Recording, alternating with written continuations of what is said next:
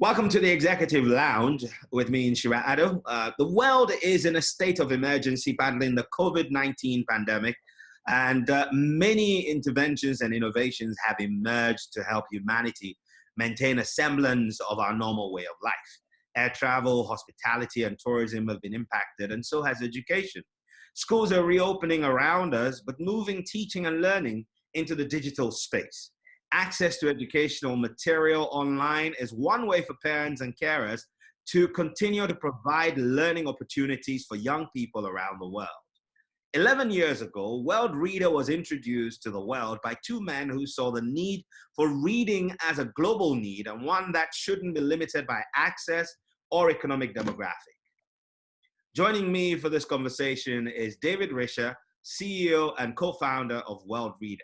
Later, we'll hear from World Reader country leader or country manager in Ghana, Ethel Sackitey, and we will be learning how this innovation in the education space is being impacted or has impacted Ghana and what the potential for change will be going forward. David, you're welcome to the Executive Lounge. It's great to be here with the Rainmaker Man. Nice to see you. Great, thank you.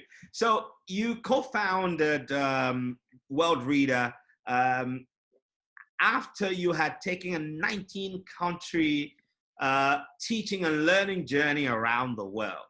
What was the insight that led to the moment that you had the light bulb, come on and say, let's do this?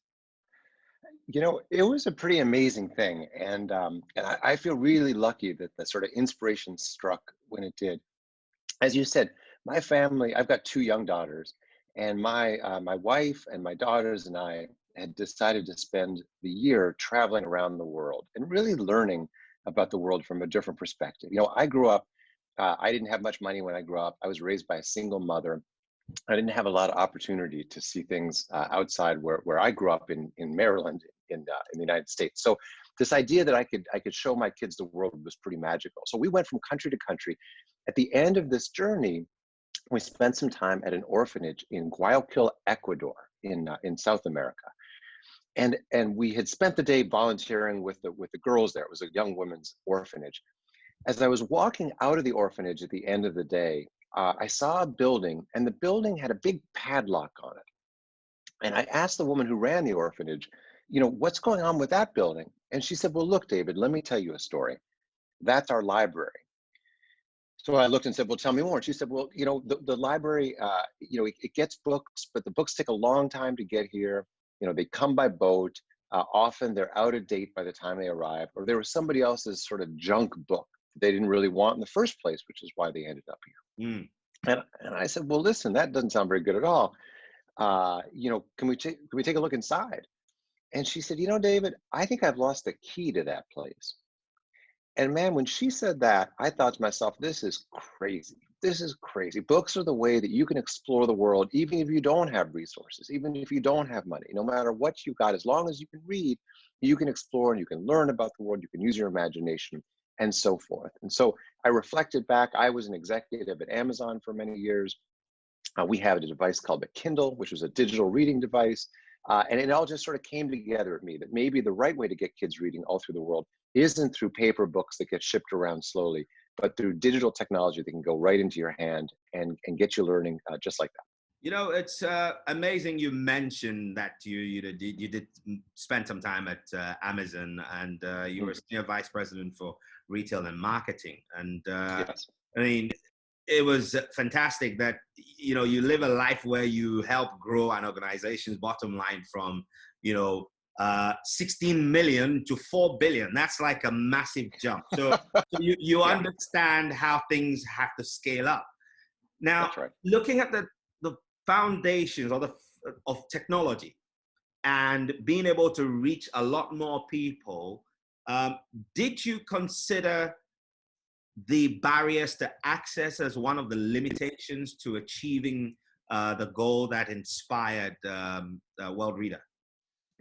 We did. And it was really, let's say, applying some of those lessons I'd learned at Amazon to this space. Now, we're a nonprofit, but just because we're a nonprofit, it doesn't mean we can't learn from the for-profit world.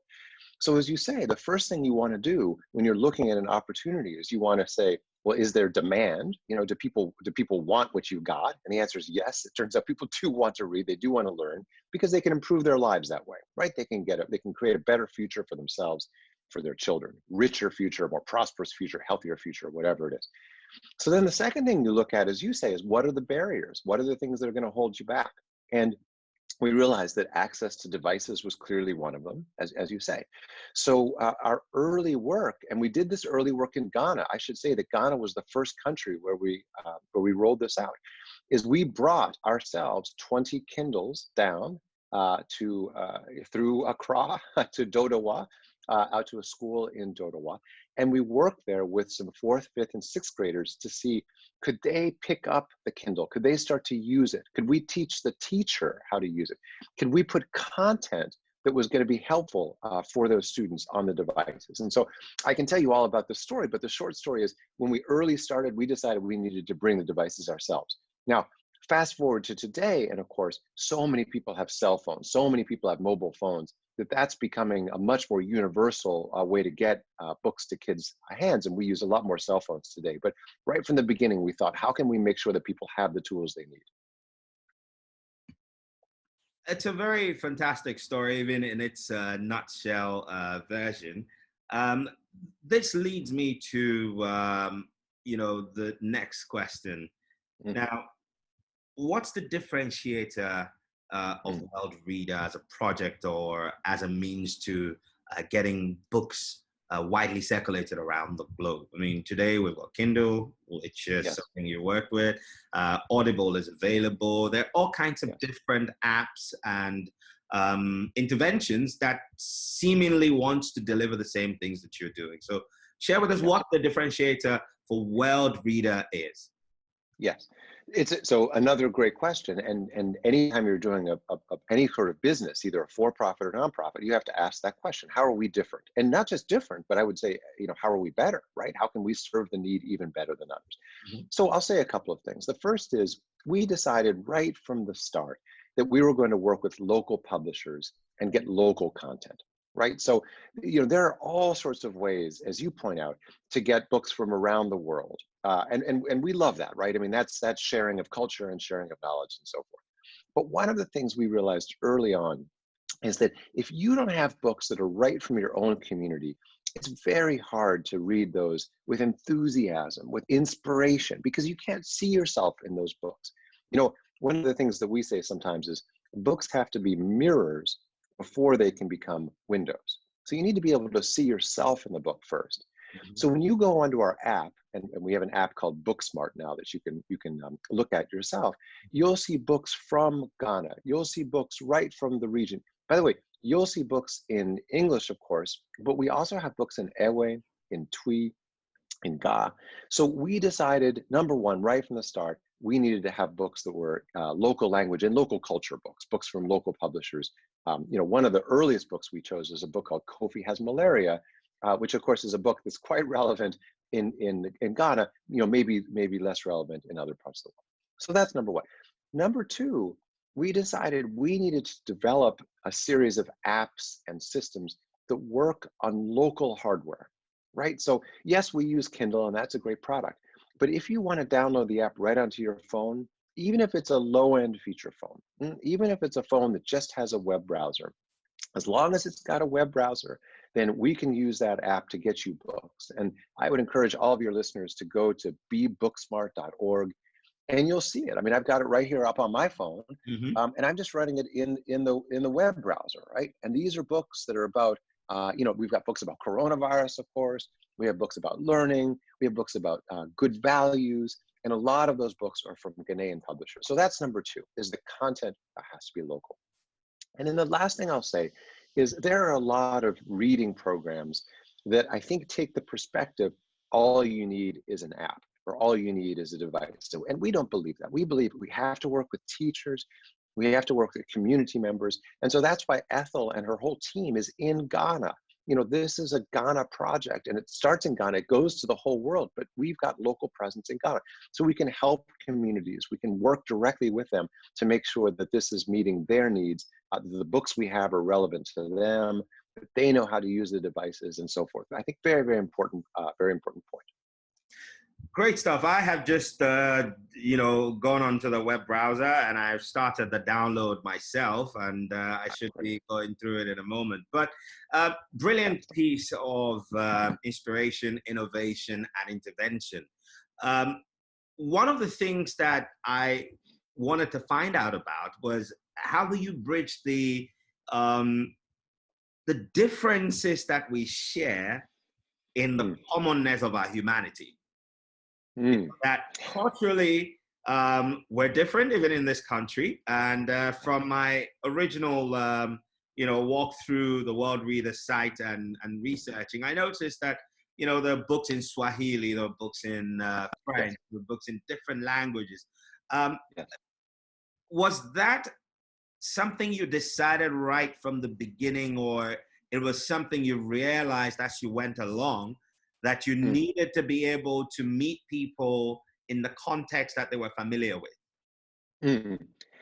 This is something we thought early on, but we've really come to understand over these last 10 plus years. And what I mean by that is this: we started in Ghana. We started with publishers like Sam Wood and EPP and Afram, with local stories. The Anansi stories, for example. Those were some of the first stories we had on the earliest version of our Kindle-based work. The second country we went to after Ghana was Kenya. So again, this was, this is like a virus, but it's a good kind of virus, right? It's a virus that spreads from country to country, but it's the virus of reading and learning and technology. It's not the virus of Corona, right? So, and one of the things we found is that in Kenya, some of the most popular books were books from Ghana. The Anansi stories were popular in Kenya, and we hadn't really expected that. We thought that it was going to be very local, and we have found that over and over and over again. We've got books from South Africa, from a little publisher called Big Bug Books, that you'll see that'll be popular in Ghana. And part of it is because, well, of course, we do have local differences, and of course that's true. The bottom line is, in so many ways, we're all in this together. We're all connected. We all like the same things. We all want to learn. We all want a better future for our kids. Sometimes we all just want to kick back and read, a book about an adventure story or whatever it might be. So this idea that you can both read about yourself, but also read about other cultures and realize that we're all in this together, I think is so important. Currently, you're operating across a number of regions around the world. Yes. Bring us up to speed on where you're currently represented and the numbers behind the concept. Sure. So as I say, we started in Ghana, where we're working directly in about almost 200 schools there, and we have tens of thousands of readers every single day just in Ghana. But if you look across the world, throughout sub-Saharan Africa, we have offices also in Nairobi, and we work both in the sort of east and west of sub-Saharan Africa. We have particular, let's say, strength in Kenya, where we're working with the Kenya Library Service, Kenya National Library Service, also Uganda, also Zambia. So we have a number of different operations throughout sub-Saharan Africa. Then when you sort of zoom out, we have a fairly significant operation in India, a significant operation in Jordan, working with refugees there in particular in the Middle East, because there's so many people who've been displaced, and a very new operation in Peru.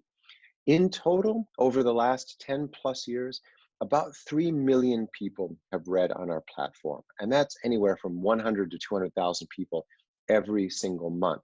And one other thing I should point out is that they're reading for free. Now, we have to have corporate sponsorships and donors work with us. And Ethel will talk a little bit about some of those partnerships that have been so important to us at the local level, because that's really what helps people both find out about us, but also, frankly, be able to read for free. It still costs us money, but we don't want it for our users to cost money. So we have a worldwide footprint. We've reached about 13 million people, as I said, hundreds of thousands every single month, all started in Ghana, spread around the world. In terms of the concept of borderless reading, did you imagine World Reader to be where it is today? Has it overshot your expectations in any way? What are the key lessons? I mean, it's so interesting.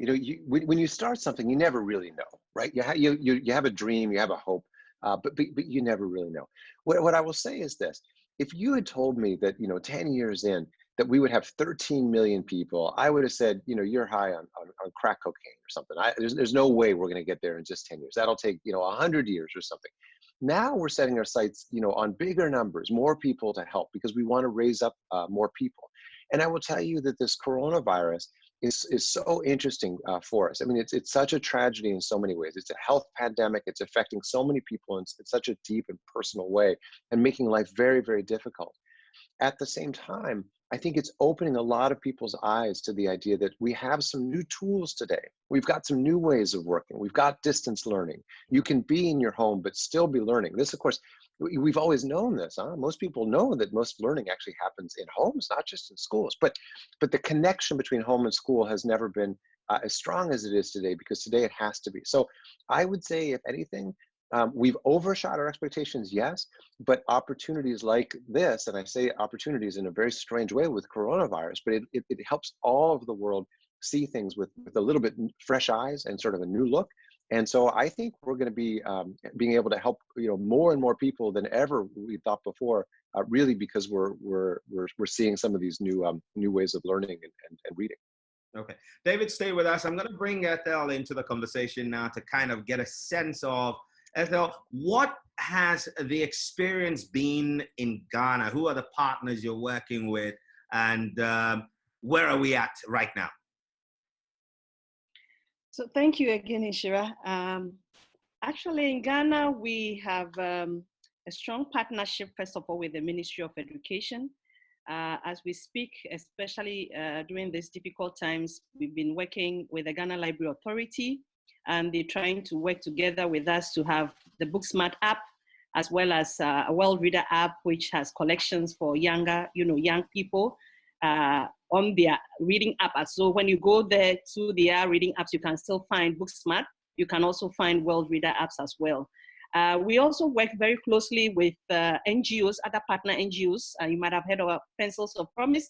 They do a lot in school construction. We work very closely with them, because they're also building capacities of teachers and providing, reading materials and using a lot of the digital materials that we have, including using Kindles and tablets, We also work with an NGO called Edify.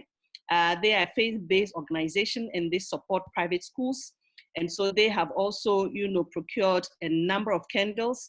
They are targeting over 700 schools, both here in Ghana and in other parts of West Africa as well. Mm-hmm. And then we also work with other international NGOs like the World Visions, Comfort, and other organizations. We work very closely with them.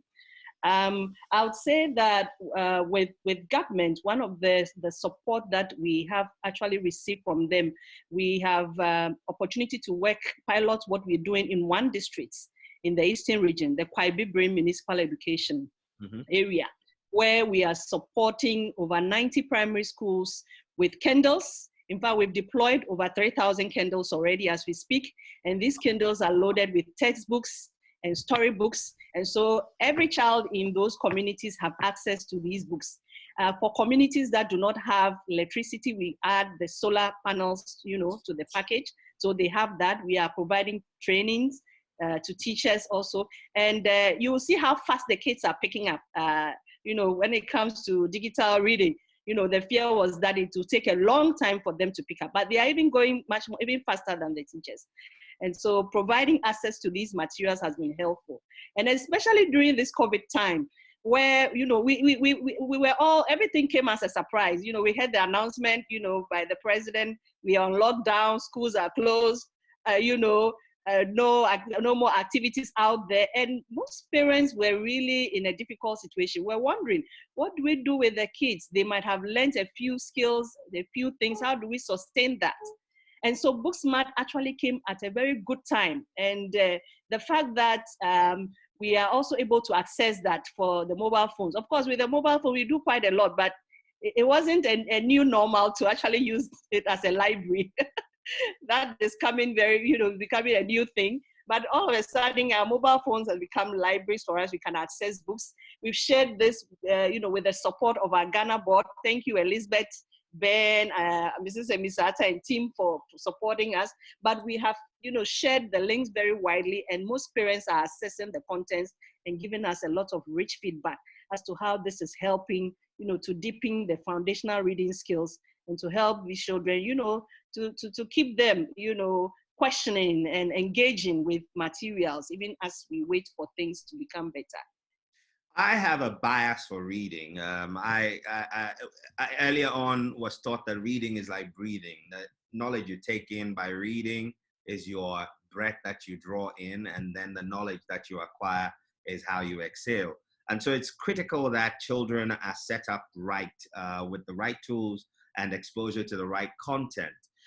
You mentioned parents giving you feedback. What kind of interface do parents have? Am I able to, as a parent, log on to World Reader and read the same book with my children so we can have conversations around the dinner table? How does it work? Exactly. So you could, access the book. You could sit together with the kids. You could read, especially for the younger ones. It's very good, you give them opportunities to engage and to question. We haven't had time to actually bond, especially for working parents. When I say working parents, not only those in Accra, even for our mummies in the villages that are into farming and the markets and all that, they also are most of the time away from the home. And so this is a time that, we have opportunity to engage and to read together. And I've had photographs and WhatsApp messages, from friends and from other people who are sharing with me how, they are really enjoying, reading together and the kinds of questions, that they're receiving from the children. Another thing we are really grateful for is the support we've received from Vodafone. And so Vodafone has whitelisted World Reader. And so if you are reading using a Vodafone SIM, you will be reading for free, and there are no data charges. And so we thank Vodafone for that support. It's very, very helpful for us. We'll be, hitting MTN and others. We know there are other subscribers, using MTN. So we want them also to come on board, so that, we can get the books out there in Afram Plains, in Ketekrachi, in regions where, they can also access these books and read. Especially those are the areas that we have huge needs. Yeah, it's a brilliant thing. And the fact that it rides on the, Web 2.0 or the, well, we've gotten past 2.0 now. I think at this point, we could easily say we're at Web 4.5 with IoT and artificial intelligence and all the other things that's come to play. One of the key things that a lot of advocates for child safety on the internet has been is exposure to content that may not inure to the benefit of the child's own development. David, what is the position of World Reader, and how are you ensuring that children are exposed to the right content? What are the things you put in place to ensure that? Yeah. So this is a critical issue. And it's one of the reasons, again, we work so closely with local publishers who, of course, understand very much the local context. I mean, look, if you go onto Booksmart right now, you'll see a couple of things. You'll see collections on health and wellness, right? So you'll see books about coronavirus, for example, but those books have been sourced from the World Health Organization and from other organizations that are very, very credible and have very, very high integrity. And we take that very seriously. In the same time, you'll see books that promote, for example, women and girls in all sorts of interesting ways. So we also want to make sure that people get access and exposed to a wide variety of books, maybe books that they wouldn't otherwise see. But one of the other things we say is, if you can't see it, you can't be it. So if you're a young girl and you want to grow up and you want to be a doctor, fantastic. You go into our app and you'll see books about girls that are doctors when they grow up. So we take the responsibility very seriously, both of making sure that the content we provide has been vetted and is appropriate for children, but also inspires and brings some joy and lets them dream a little bit. I like the fact that, you've factored all of this in because, we're on the cusp of some great opportunities to innovate around the way we learn. But in every opportunity, there may be hidden pitfalls, and it seems that you've got that covered. Now, I like the partnerships that we've seen here in Ghana and the model that allows you to interface with agencies across the regions in which you're working. How have you been able to ensure that you're staying with the vision as you go across different territories? This is one of the things that I learned from Jeff Bezos, the CEO of Amazon. You know, he very famously talks about being single-minded about the vision, but flexible about the details. So the vision from day one is that readers create a better future. You know, if you're a reader, you can be a leader, you can learn, you can help yourself, you can help your community, you can help the world. And that's why we're called World Reader. I mean, we decided right from the beginning that reading was going to be our focus. That's really it's almost the key that unlocks so many other opportunities. But as you say, you have to be a bit flexible, right? So, you know, we're very fortunate to have some, you know, very large scale partners. Vodafone, you know, is a nice example, but we also look locally, country by country, and say, you know, Safaricom, of course, is very important to us in Kenya. We hope to have a conversation and deepen our relationship with EcoBank. Ethel mentioned Ben, one of our board members, who's a vice president of EcoBank. That's sort of a regional thing that could potentially become a sort of, you know, Pan-African partnership. So, you know, we have a partnership with Amazon, of course, which is an international organization. And with Penguin Random House, which is one of the world's largest publishers, all the way down to some of the smallest publishers in Africa. So we take an approach that says, you know, you can't do anything alone in this world. You can't do anything alone. You may want to wake up and pretend that you have everything under your own control. You don't. You have to partner with other people. And so we're sort of very what can I say? Maybe promiscuous might be a sort of a funny word to use, but we're happy to have multiple partners as long as they all share the vision of getting people reading. Let me get into the space of social enterprise and really mine your fine brain for a moment. Someone's listening to us, someone's watching us, they're thinking, there are problems around me and it make me uncomfortable. And in that discomfort may lie some inspiration to act. Now, how do people take that niggling feeling of discomfort and turn it into a world impacting idea, just as you've done with World Reader?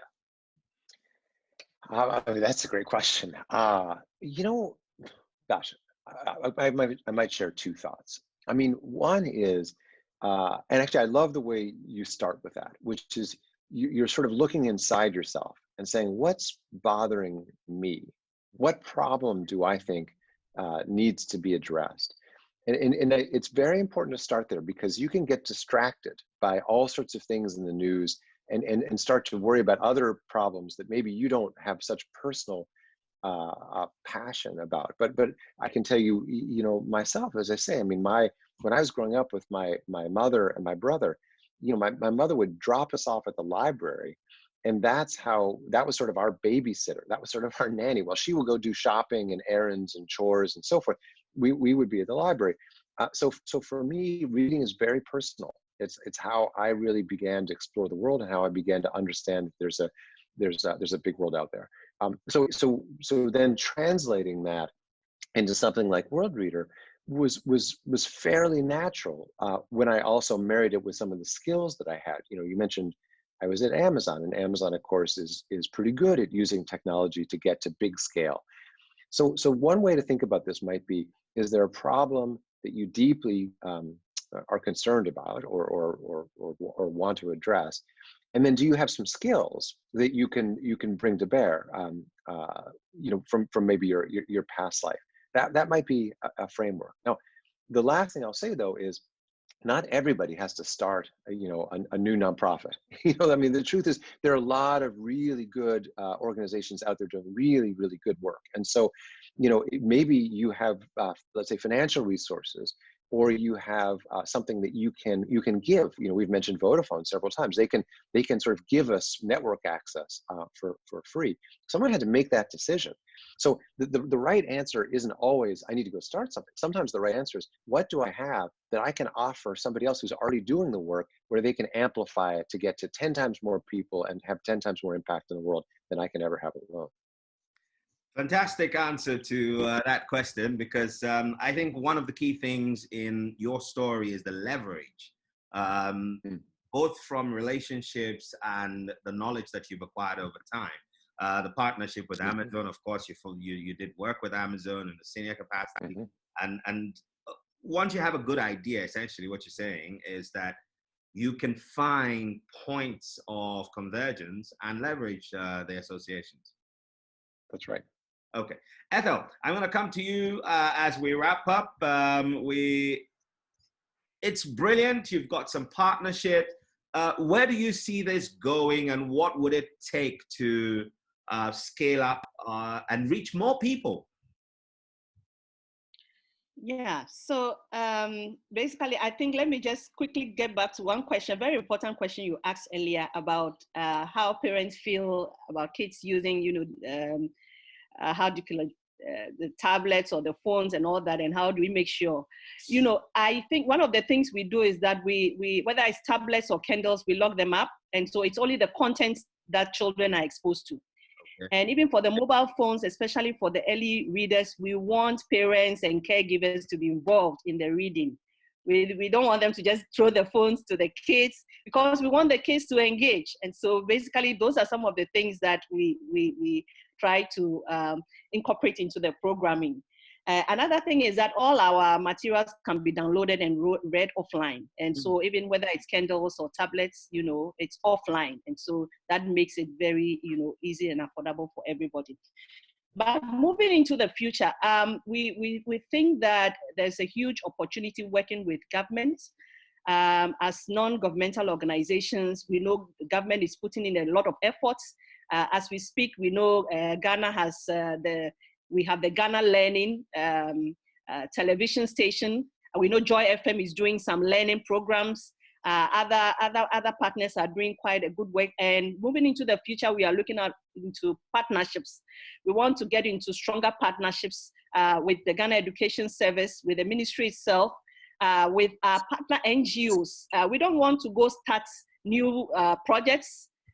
What we want to do is that within the existing work that they are doing, we incorporate digital reading. As you can see, perhaps if we had expanded this earlier on, maybe it would have been a bit easier for most families, or even teachers who are trying their best, this time around, to use digital platforms to reach their students, and parents trying to put in a lot. And so we want to go into partnerships, whether it's with government or NGOs. We want to forge those strong partnerships and incorporate digital reading opportunities in whichever areas. It could be in health, it could be in education, it could be in building youth capacities, to be work ready. It could be in entrepreneurship, whichever areas we could incorporate digital reading into those platforms. And that's how we want to expand, not just in Ghana, but looking at West Africa as a whole. Yeah, so that's what we've been planning and discussing. Thank you, Ethel, for explaining how important the future is and how partnerships will play a great role. David, in your estimation, of course, you've gone past your moonshot from where you started, but I'm sure that a man of your kind will definitely recalibrate and create a new moonshot. So where is that moonshot, and what does it look like? Sometimes when we really dream, we think of trying to help 1 billion people read. And the reason we think in those terms is sometimes if you think really big and really long term, that's what helps you sort of reset, the way you operate. We've talked a couple of times. When we started with Kindle, which is a great product, but we recognized that was only going to get us so far alone, because we can only distribute so many devices, and so we've moved to cell phones. But look, that's not going to be the last technology. Now there are new voice technologies, right?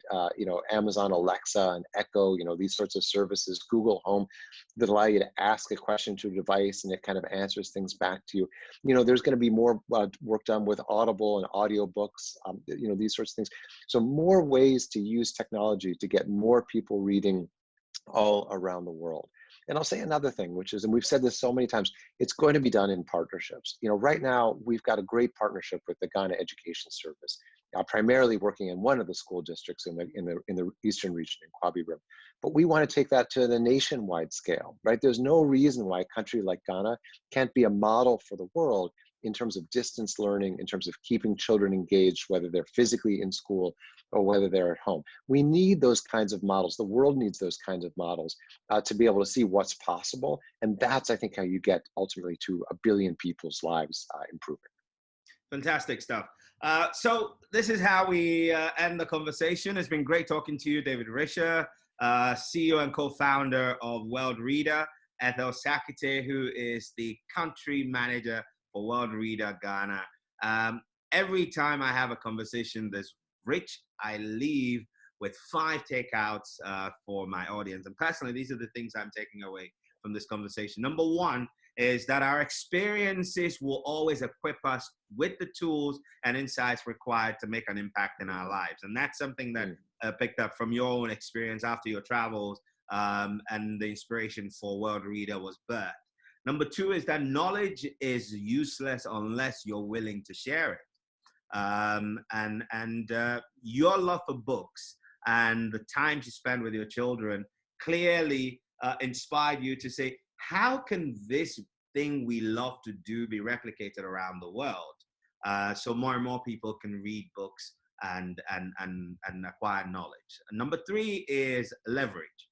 The relationships that we have must be nurtured because you will need them somewhere along life's journey to leverage, to make things bigger than your imagination could have ever dreamt of. And the 4th thing is that if you put humanity at the center of anything you're doing, you will find the right supporters to help you get by. And number 4 is that technology is here to stay. It will change the way we do things, and it's really only a tool. It's up to us to define how we use it and ensure that it brings positive impact to our society. So thank you very much. Final words from you, David, and then we'll go to Ethel. Just how much we appreciate the support that we've gotten here in Ghana and the support we're getting around the world. We can't do this alone. If you are a corporation, if you are another nonprofit, if you are just an individual but you want to help, please reach out to us. Come to our website at worldreader.org, or go to bebooksmart.com, and just read a book, read to your kids. That helps so much as well. Great stuff. Ethel? So I would like to say a very big thank you to our board members here in Ghana, chaired by Madam Emisa Atta and Mr. Ben Addo from EcoBank, Dr. Nathan Kwao at Shesi University, Madam Elizabeth Shen, an astute lawyer, a board secretary, very, supportive, and to all our board members, Ochiame Kwame, one of the very best who has been supporting us in terms of marketing and getting World Reader out there. I would like to say a very big thank you. And to our partners, NGO partners, our private school partners, and all, the actors that continue to champion digital reading in Ghana, we say a very big thank you. Let's continue to work together. Let's continue to support government to make this a success. Thank you. Thank you very much to both of you. David, it's been wonderful talking to you. Ethel, it's been wonderful talking, and I wish you all the best. And to our audience, thank you for tuning in again. This has been a wonderful conversation as always, and we look forward to having you for the next episode. God bless you all. Go forward, make rain. Shalom. Bless you, Rainmaker. Thank you, Joy FM.